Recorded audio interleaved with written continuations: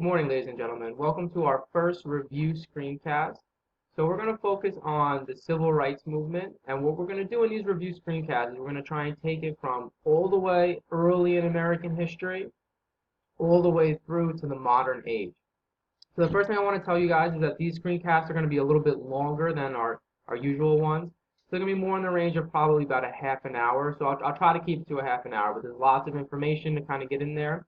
So we're just going to jump right into it. So we're going to start civil rights movement early in American history. So there's two things you want to keep in mind. If you look here, you have each time we do a review screencast, we'll have a nice table of contents here. So this is going to take you through like our main points, kind of like we would in class. Now for each of these main Roman numerals, you want to be thinking about these questions. So why did the movement begin? How did the purpose and approaches within the movement vary? And how successful was the movement? So we're going to jump into it and start with the abolition movement.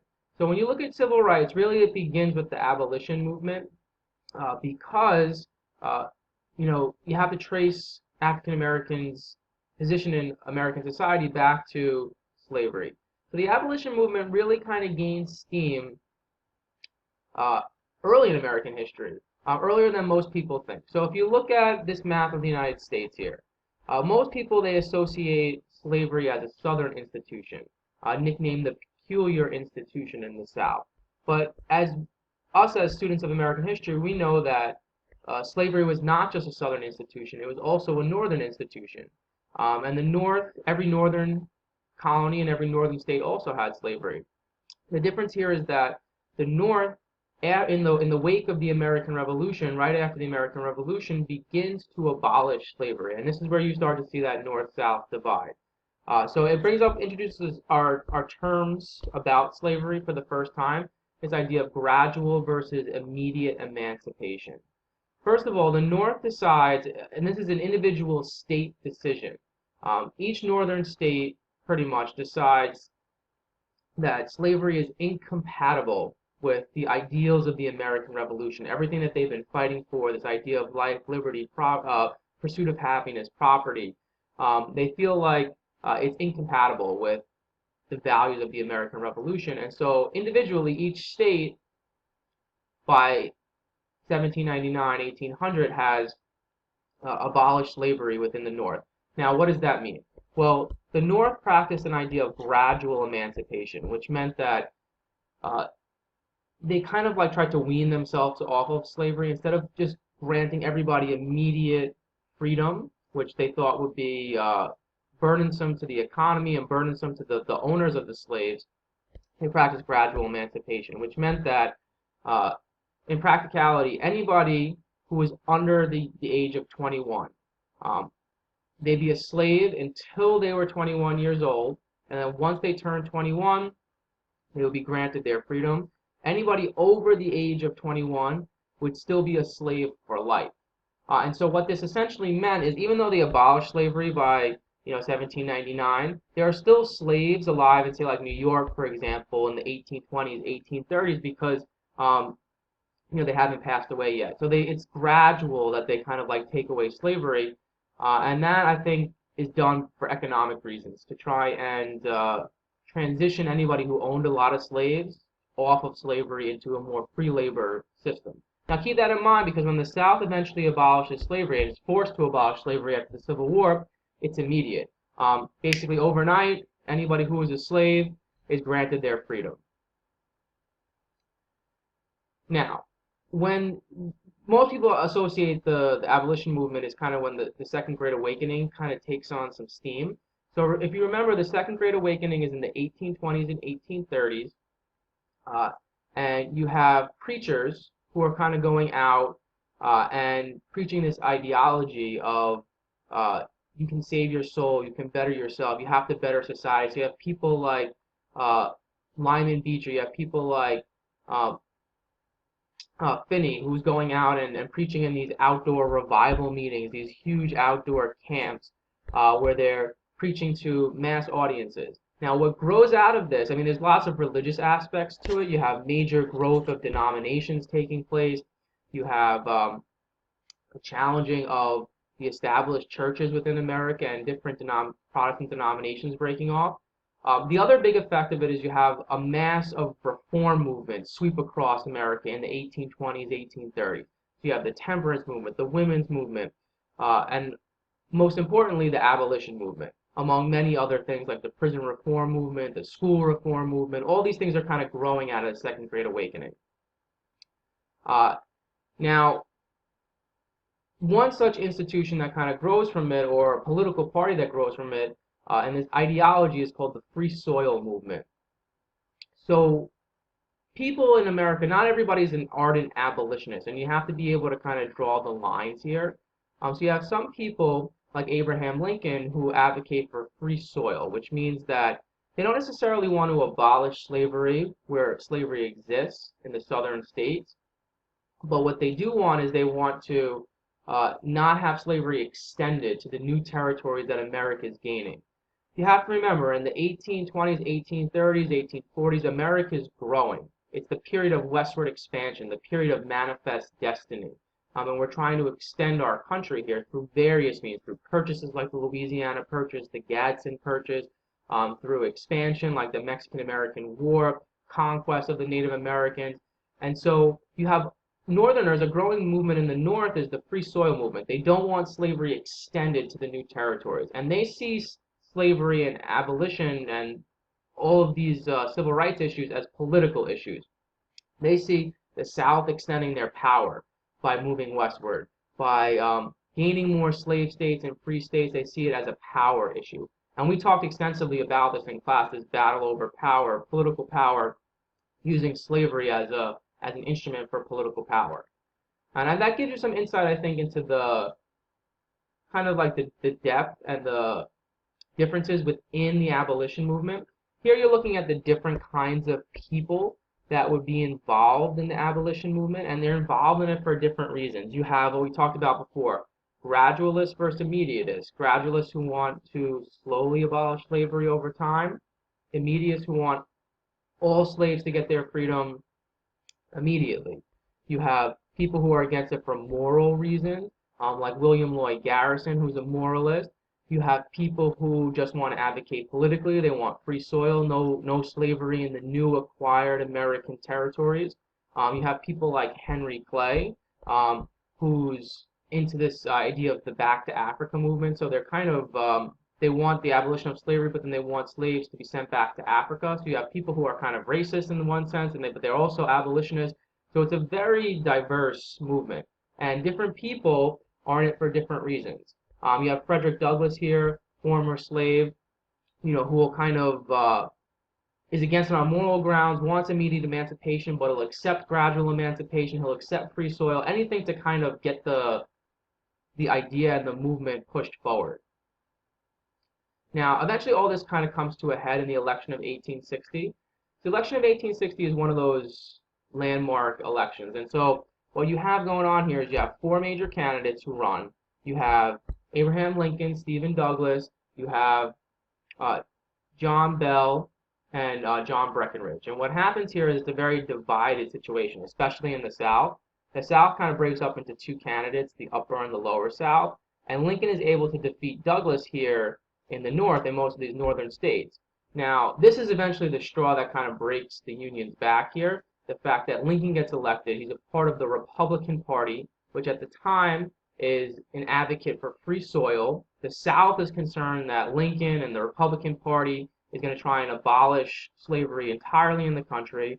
So the lower South secedes from the Union when Lincoln gets elected. The upper South eventually follows suit after the firing upon Fort Sumter in 1861, and this kind of sets the stage for the Civil War. Now, during the Civil War is when you see the Emancipation Proclamation issued by Abraham Lincoln. And when we talked about this during the Civil War, we went into the reasons that Lincoln issues the Emancipation Proclamation. There are several reasons for it, ranging from, trying to stop or kind of making it diplomatically wrong for the British to support the Confederacy, to trying to get and encourage slaves in the Upper South to steal freedom, as they called it, and run into the North. to bolster the Union ranks, to get slaves, former slaves, to join the Union and to gain soldiers. Um, it's largely a symbolic issuance, the proclamation, because Lincoln doesn't really at that point have the authority to free the slaves in, say, the lower South, in Texas and Florida and Georgia and Alabama, until the Union Army can conquer these areas. It's largely a symbolic gesture, but what it does, though, is it reframes the Civil War. Remember, in the beginning, the Civil War is a war to save the Union, and what it does when Lincoln issues the Emancipation Proclamation is it changes the focus of the war from a war to save the Union to a war to end slavery. And that's a huge change. Now, what I want you guys to keep in mind here with the Emancipation Proclamation are these states here in blue, the border states, because the border states, the Emancipation Proclamation did not apply to them. They're slave states that stay in the Union. So that's an important aspect of the Civil War, an important dynamic of it to remember and to understand. All right, now after the Civil War is when African Americans go through a time period when the federal government is really working on their behalf. You have a group within Congress known as the Radical Republicans who are really kind of running the later part of Reconstruction from like 1867 to about 1873 or so, kind of in that range. And what they do is they pass a bunch of laws like the Civil Rights Act of 1866, the Anti-Ku Klux Klan Act, these different things to try and limit the racism and limit the tension and extend African American rights in the South. This is the Reconstruction period. But they also pass very significantly amendments. So the 13th Amendment is passed earlier, actually. It's passed in 1865, but the 13th Amendment abolishes slavery.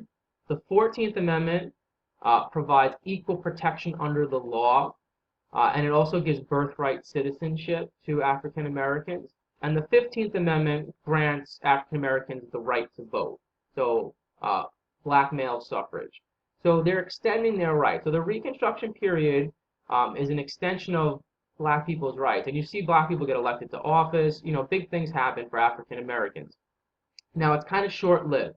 The time period between 1865 and 1877, Reconstruction, you have a military presence from the North and the South, kind of instilling these ideas within the South, but it doesn't necessarily last beyond Reconstruction, and we'll see why. So the next time period that we're going to take a look at is kind of like what happened after the North leaves the South, and the Union soldiers are no longer there to protect the newly freed men and help them to give them their rights. So it's time period of 1890 to 1920. Now in class we called this time period in the South, we refer to it as the New South time period. So certain things are changing economically for Southerners, but when you look at politics, it's a lot of the same. What they do is they find ways to get around these new amendments that are passed extending African Americans' rights. So one aspect that you see is political disfranchisement of African Americans through things like grandfather clauses, literacy tests, poll taxes, these different ways to limit black people from voting. So when we talked about this politically in class, basically from like 1880 to about 1950 or so, we referred to the South politically as the Solid South because the Democratic Party dominates the South during that time period. The Republican voters, potential Republican voters in the South, African Americans, are not going to vote mostly because they're limited and kind of restricted through these different methods that the South came up with to kind of skirt the 15th Amendment. Now, this is also the time period of Jim Crow, institutionalized segregation. So the famous Supreme Court case Plessy versus Ferguson institutionalizes segregation in the South and legalizes segregation throughout the country. So what this case famously put in place is the idea of separate but equal. And so this is where you kind of start to see two separate societies in the South, a white and black society, legalized, and different setups for water fountains, for all public facilities, even things like buses and trains. You really have two separate societies that are growing within, the South mostly. Now, people challenged this during the time period. So these are some famous early civil rights leaders. You have Booker T. Washington and W.E.B. Du Bois. So just to kind of go through some of their ideas, uh, W.E.B. Du Bois, they take different approaches. W.E.B. Du Bois believes in something called the talented 10. So he wants the top 10% of African Americans to go to the best colleges, become lawyers, become doctors, become leaders of society. And he feels like that top 10% can kind of help pull up the other 90% of African Americans. And he also feels that they have to actively combat segregation and actively combat uh, Jim Crow laws. So he forms an organization called the NAACP. And what they do is they try and protest, advocate for change. It's not successful during his time period, during the 1890s and early 1900s, but later on, as we know, it becomes successful.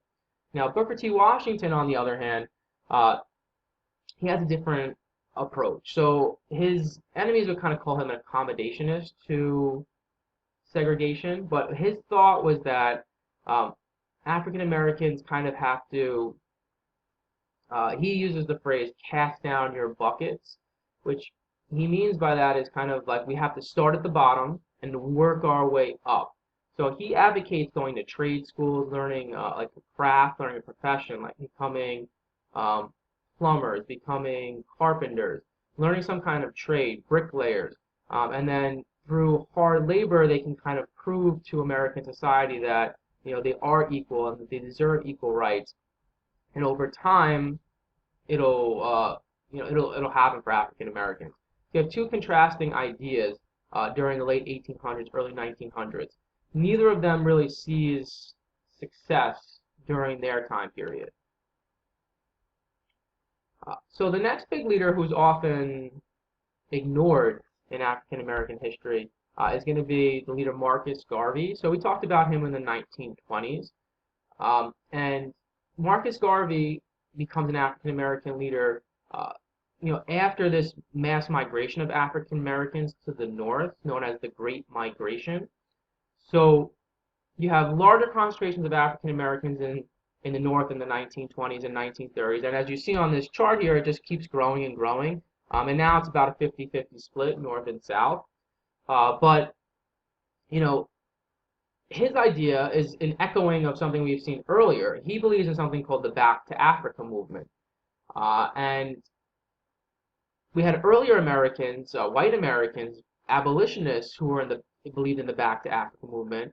Marcus Garvey believes in it for a different reason. He believes that American society is kind of inherently a racist society, and we need to, African Americans need to go back to Africa in order to really strive and to thrive.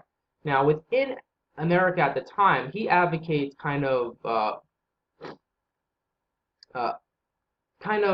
supporting black businesses and black communities.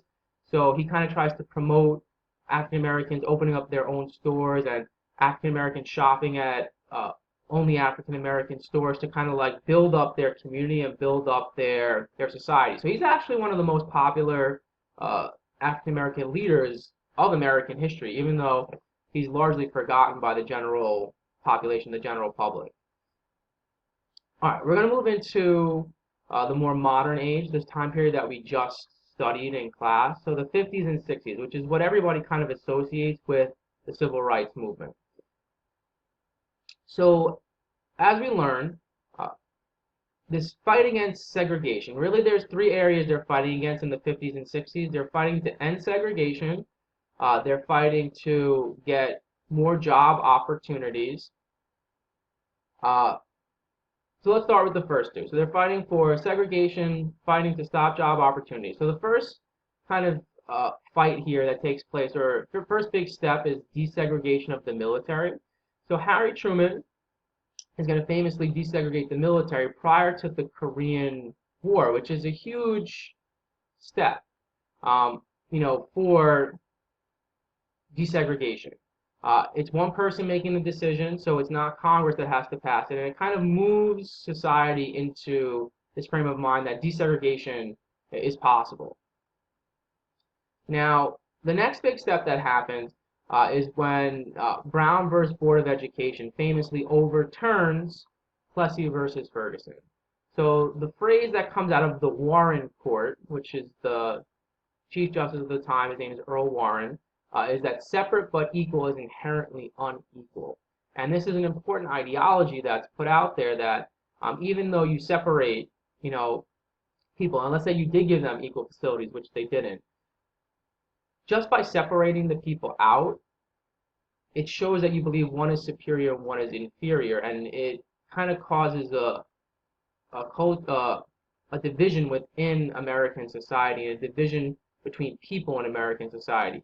And so they overturn this famously, and this causes, the school integration movement we talked about with the Little Rock Nine and different events. It's not easy to kind of integrate the school systems within American society. You're going to see a lot of resistance and a lot of clash when you try to force integration on the public. But huge step forward for the civil rights movement. And you see two big organizations get involved here. You have the NAACP, and then you also, for the first time, see Martin Luther King and his organization, the Southern Christian Leadership Conference. So Martin Luther King, huge part of the civil rights movement in the 50s and 60s, and it's important to remember his belief system, the idea of nonviolent protesting, and we talked about where he gets this idea of civil disobedience from. And there's American influences from Thoreau to the American Revolution to global influences in Gandhi. But I really think the biggest influence is his Christian background and where he's coming from. Remember, Martin Luther King is a preacher, and he's going to use that background to kind of be an advocate and a voice for civil rights in America and try and reach the American public through this idea of Christianity that segregation is wrong, it's unjust, it's unchristian, what's happening to black people in America. Now, after the March on Washington in 1963, they're going to successfully get the Civil Rights Act of 1964 put into place and signed into law. Now, Lyndon Johnson, the president at the time, might be an unlikely person to most people to sign these Civil Rights Acts into place, but it's a very important step because now you have federal legislation. The Civil Rights Act basically banned segregation throughout the United States in all kinds of public facilities and public places. And so this is a huge step for American society. The tide is kind of turning towards ending segregation and integration of American society. So this is a huge step. Now, one thing I want you guys to remember, they passed the Civil Rights Act of 1866, almost 100 years earlier. So they tried this during Reconstruction. It just wasn't successful during Reconstruction because the South was so resistant to it and the North didn't have the will to carry this out and finish this through. But, again, the 1964 Act is going to be much more successful here. Now, the other aspect, which I forgot to mention earlier, that they're fighting for, so they're fighting for job opportunities, the end of segregation, but also increase voting and to end these voter discrimination laws that are in place in the South. So they're also, the civil rights movement is successful in getting the Voting Rights Act passed of 1965, which makes it illegal to have grandfather clauses, poll taxes, literacy tests, all these things that Southern states were using to limit the franchise of African Americans are eliminated by the Voting Rights Act. So another huge piece of legislation that they're able to pass. Now, after this, you start to see, again, the civil rights movement splinter. So you have more militant black groups that exist at the time. So famously, Malcolm X is a leader of some of these more militant groups, and the black Muslim groups that we talked about in class, and the Black Panthers, and these different groups that are out there contrasting with Martin Luther King's message of civil disobedience and nonviolence. These groups are advocating more militancy and using violence sometimes is necessary to achieve what you want, to achieve your goals. And you see America is in a very tumultuous time period. You have race riots break out in major American cities, Detroit famously, the Watts neighborhood in Los Angeles, really all over the country. You have massive race riots, race violence takes place throughout the late 1960s. So this is kind of a commonality of living in America at the time. America's changing. It's a very tumultuous time period. We're going to talk in class next week about the political dynamics of it. You have the Vietnam War, protesting going on, racial tension, the civil rights movement. It's a time of change for America, and whenever you have big change, you also have big resistance to change that takes place. Now, to take it to the modern era, we're just going to look at the modern era kind of briefly. So, for a lot of people, when you look at, say, President Obama's election, it's a huge step as far as when you look at its civil rights aspects of American society to have a black person elected to the highest office in America. That was unthinkable, only 50, 60 years before President Obama got elected. Think 1958, 1968. It was unfathomable that a black person would be elected to the presidency. So a huge step for civil rights that was able to happen, and shows you how far America has come as a country as far as race relations is concerned. Now, some other things that are kind of going around in the modern age is this whole idea of affirmative action. And so for you guys, this probably comes up the most in college applications and being admitted to college. So post 1964, 1965, they started to pass these like affirmative action laws it became kind of popular on the federal level and on the state level.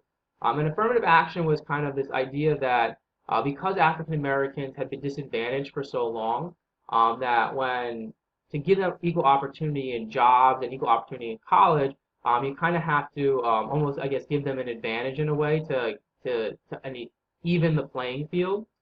And so this is challenged years later. So in a case called Bate versus the University of California, and in this case, the idea of affirmative action is 1978 is overturned, and they say that it's unconstitutional. So what happens here is that, as you guys know, colleges still take into account race when they admit students, but they no longer set quotas. So they used to set quotas like we want to have 20% black students in our school or 15% black students in our school. So they no longer are allowed to do that, to set quotas, but they still can take race into account when determining their population. So it's kind of become a little bit hazier. We still kind of have affirmative action in certain ways, but it's not as stringent, as concrete as it was prior to the case Bate versus the University of California. All right, so like I said before, a huge election, the election of 2008, because if you look at it from a civil rights standpoint, just a major step for America, a major step for race relations, a major step for African Americans in general. Now, recently, you can kind of look at movements that have been happening, and people will say, well, yes, we've come very far, but maybe not far enough. And that's when you see movements like the Black Lives Matter movement that's taking place, and there's a segment of American society that still feels like racism is endemic in American society. It's a systemic part of the way that our culture runs. There's also that segment of American society that feels like that's not true anymore, that we've come so far, and that